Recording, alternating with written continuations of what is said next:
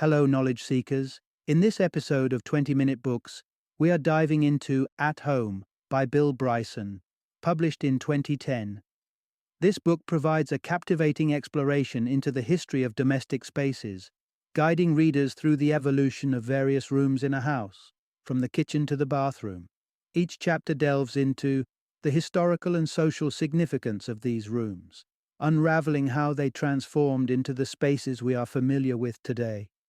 Bill Bryson, a prolific author known for his insightful books on science, language, and travel, brings his characteristic wit and thorough research to this study.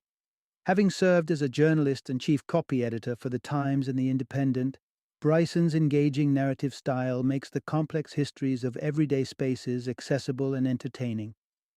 At Home is a must-read for students and enthusiasts of sociology, anthropology, and history, as well as anyone interested in the intricacies of domestic life. Join us as we uncover the stories hidden in the corners of our own homes, presented by an author celebrated for making the ordinary seem extraordinary.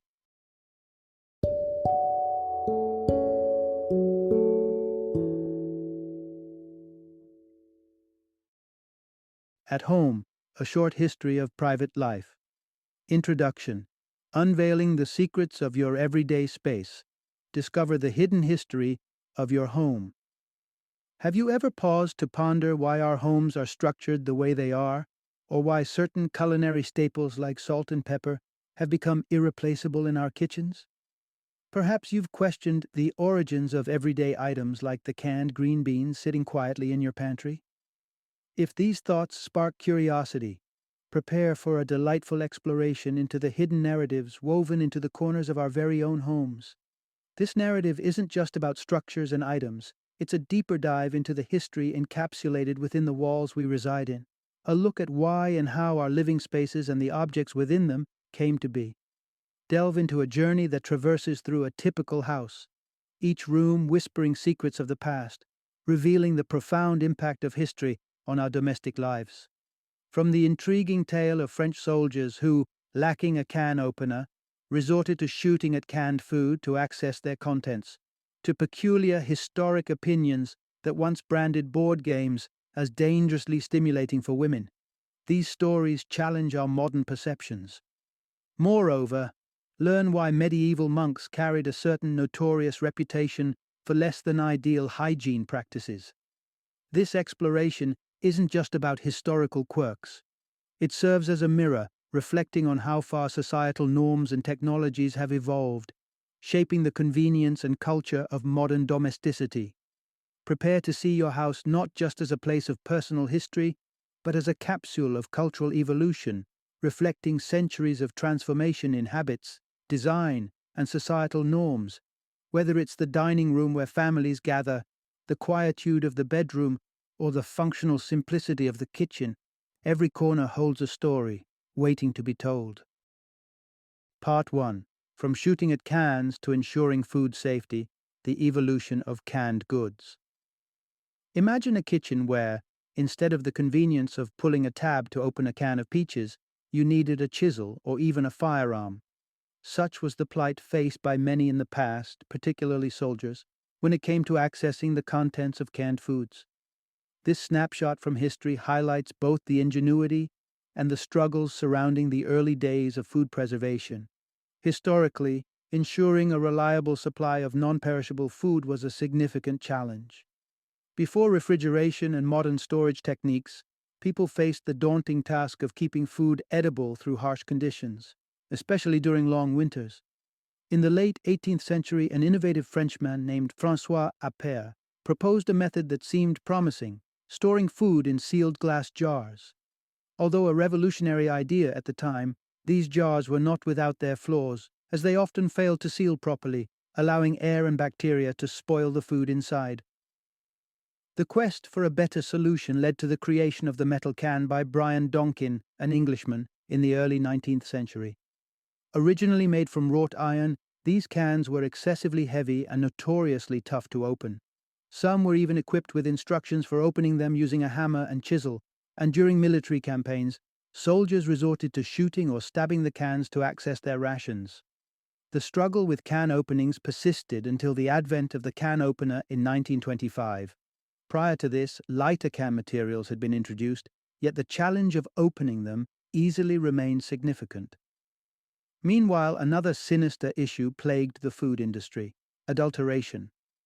In the 17th century, it was common practice to extend or fake food products with harmful or deceitful additives. Sugar might be mixed with gypsum, sand, or dust. Tea could include leaves mixed with dirt, and items like vinegar and milk were enhanced with dangerous additives like sulfuric acid and chalk. With little regulation, consumers had no way of knowing the true contents of what they were consuming. Today, we benefit from strict government-enforced food standards, ensuring that the nightmares of food adulteration and unsafe food preservation practices are largely things of the past. This journey from dangerous and inconvenient methods of food storage to our current standards of safety and convenience underlines not just technological progress, but also a broader commitment to public health and well-being. Part 2. Adaptation and Innovation. The Building Material Shift in Colonial America. Ever wondered about the origins of the typical materials used in building American homes? The story weaves through the practices of colonial British and early American settlers, revealing a tale of necessity and ingenuity. Initially, British colonists in North America faced a significant challenge: the absence of limestone, essential for constructing durable mud and stick homes like those common back in Britain. This critical shortage meant that the early settlers' houses were notoriously unstable, often not lasting more than a decade. Compounding the problem was the scarcity of wood. Contrary to popular belief, vast forests initially didn't equate to an abundant supply of timber. Instead, much of the woodland had already been cleared by Native American tribes, primarily to create better hunting grounds. Early colonial efforts to sustain wood supplies by topping trees, allowing the remainder to regrow, proved to be an unsustainable solution for building material needs. Faced with these challenges, the settlers were compelled to turn to stone, a material that was available yet underutilized back in Britain, due to its weight and the high cost of transportation. In Britain, stone was typically reserved for grandiose structures like churches and castles, owing to these logistical challenges. It required immense resources, evidenced by construction projects like monasteries that needed at least 40,000 cartloads of stone. In the colonies, however, the abundance of stone and the lack of alternatives pushed settlers to innovate and adapt, using this sturdy but previously disregarded material for everyday construction. This shift not only addressed the practical needs of housing, but also reflects a broader theme of adaptation to local resources that characterized early American settlement. This narrative of building material evolution paints a vivid picture of how environmental and economic factors can shape architectural practices and ultimately the landscapes we inhabit today. Part 3. The Rise and Fall of Brick Popularity in London's Architecture. Material choice in building construction isn't only about practicality or availability. It's also heavily influenced by the ever-changing winds of fashion. In England, particularly in London where limestone was scarce, brick became a favored material, thanks in part to the abundant local clay that could be transformed into bricks right at the construction sites, thus saving on transportation costs. Initially, brick stood as a practical and economically sensible choice for many builders. However, their popularity witnessed a dramatic shift due to political and economic changes brought about by the American Revolutionary War. With the war's end came a cessation of tax revenues from America, straining Britain's finances. In response, in 1784, the British government imposed a brick tax, making this once economical building material considerably more expensive and less attractive. As a result, bricks quickly fell out of fashion. Their usage in construction became associated with poor taste and economic hardship. Prominent figures of the era, such as architect Isaac Ware, even denounced brick as an improper material for the construction of refined homes. This new stigma drove the affluent and fashionable to seek alternative materials. like stucco and stone, to express their wealth and good taste.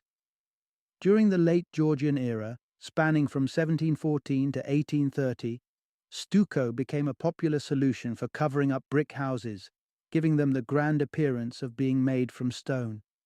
This cosmetic application of stucco involved a mix of cement, lime, and water, skillfully applied to create a smooth, stone-like facade. Additionally, some homes went a step further by adding a facade of actual stone to conceal their underlying brick structures. A notable example of this architectural strategy is Apsley House on the edge of London's Hyde Park, famously known as the residence of the Duke of Wellington, which showcases a grand outward appearance of stone over its basic brick construction. This transformation in building materials, driven by economic shifts and aesthetic preferences, highlights how fashion can influence architectural decisions, extending even to the materials used in construction. Now, let's turn our attention to the interior evolution of homes by exploring the historical development of one of the most personal spaces, the bedroom. Part 4. Bedtime Battles. The troublesome sleeping conditions of the 19th century. Today's complaints about mattresses, too hard, too soft, or just not quite right, are luxury issues compared to the sleep struggles encountered in the 19th century. Back then, people didn't just toss and turn because of discomfort. They fought literal battles in their beds. In this era, beds often doubled as habitats for both the intended sleeper and a host of uninvited guests. The typical mattress was stuffed not only with straw, but also feathers, hair, sea moss, and even sawdust, creating a welcoming home for bedbugs, moths, mice, and rats. The bedtime rustle wasn't your blanket, but more likely a scurrying rodent or creepy crawler. The intrusion of pests was so common that individuals like Eliza Ann Summers in an 1897 letter reported resorting to sleeping with shoes in their beds to use as weapons against nighttime nuisances like rats. Yet the challenges didn't stop with wildlife. The 19th century also carried heavy moral implications surrounding the bed and its associated activities. During this time, it was widely believed that sexual arousal in women during conception or pregnancy could cause irreversible harm to the fetus. As a bizarre extension of this belief, women were often cautioned against overly stimulating activities, such as reading or engaging in board games. Men faced their own set of stringent societal norms. The prevailing view was that any sexual release outside of marital intercourse could lead to profound physical and mental deterioration. This led to the creation of devices like the penile pricking ring in the 1850s, a nightmarish contraption designed to discourage nocturnal erections with inward-pointing pins that would painfully jab at any signs of arousal. Looking back on these bygone bedtime woes, it's clear how far we've come in understanding human biology and improving the comfort and hygiene of our sleeping environments. Now, as you settle into your modern mattress tonight, perhaps with a newfound appreciation, remember the significant strides and oddities in the history of sleep that have led us to the comfort we enjoy today. Part 5. From Roman baths to medieval aversion, the surprising evolution of bathing practices. Picture a time when a bath was not just a quick daily ritual, but an elaborate social affair in astoundingly grand bathing complexes. This was the reality in ancient Rome, where bathing went beyond mere hygiene and represented a sophisticated culture of relaxation and social interaction. Ancient Romans made their bathhouses centers of community life, incorporating amenities such as libraries, barbershops, tennis courts, and even brothels, making these facilities accessible and enjoyable for people from all walks of life. However, this bathing culture underwent a dramatic transformation with the advent of early Christian doctrine in medieval times. A sharp pivot from Roman indulgence. Many medieval Christian thinkers equated physical cleanliness with moral laxity, advocating that closeness to God was better achieved through foregoing baths. This perspective was vividly illustrated by incidents such as the discovery of lice in the undergarments of the esteemed Archbishop of Canterbury, Thomas Becket, upon his death in 1170, and the veneration of English monk Godric, who became a saint after journeying from England to Jerusalem without bathing. The shift from bathing to avoiding it had profound implications, especially as Europe grappled with devastating outbreaks like the bubonic plague around 1350. At the time, the connection between hygiene and disease prevention was obscure, and prevailing medical theories mistakenly declared bathing harmful. It was believed that hot baths opened up the body's pores, making an individual more susceptible to infections. As a result, for centuries, Europeans avoided baths, thinking they were safeguarding themselves by keeping their skin covered with sweat and dirt, effectively keeping their pores closed against disease. Unfortunately, this practice did little but exacerbate the spread of diseases, contributing to the rampant plagues that afflicted medieval society.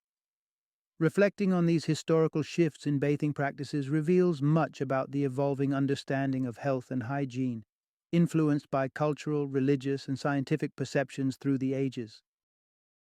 Part 6. Salt, a necessity of life.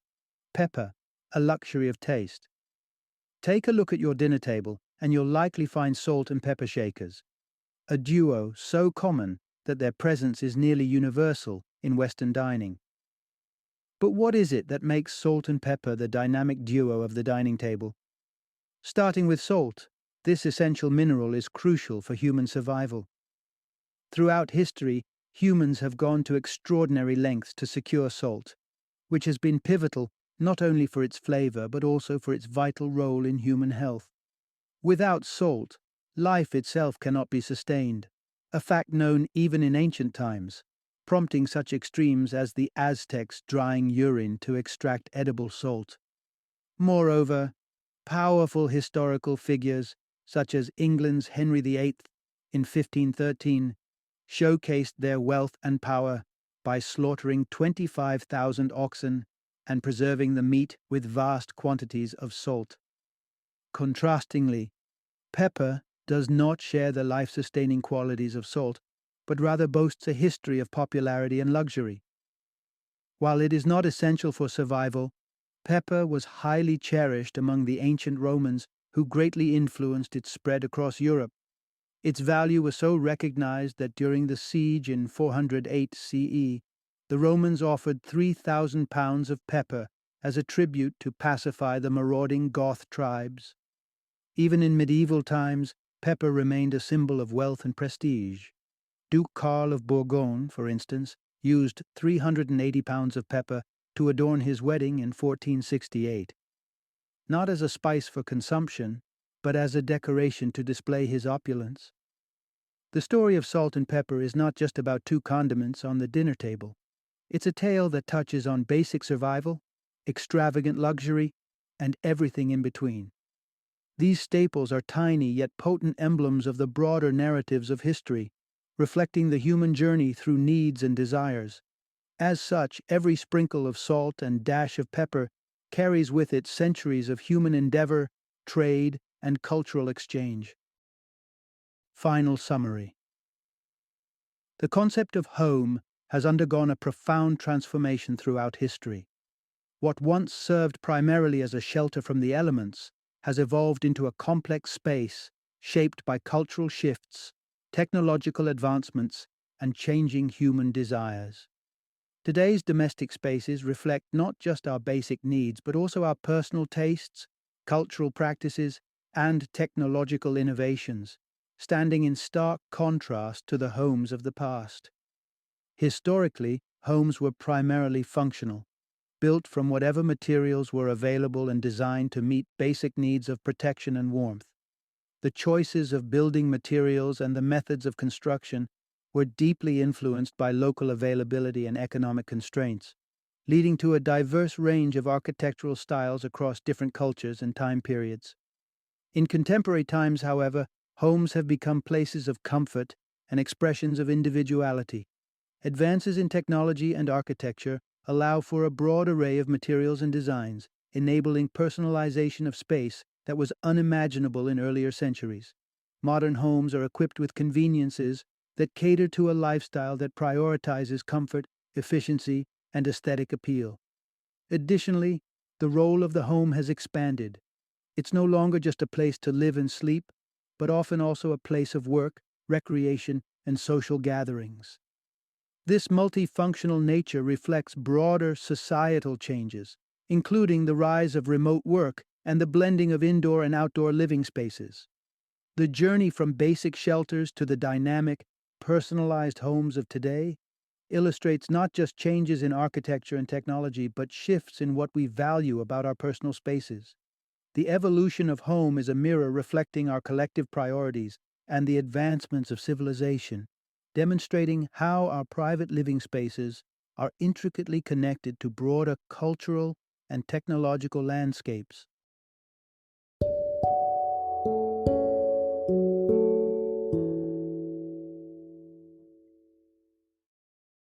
Thank you for joining me today on this journey of learning and discovery as we explored the insights of another thought provoking book in our growing library of knowledge.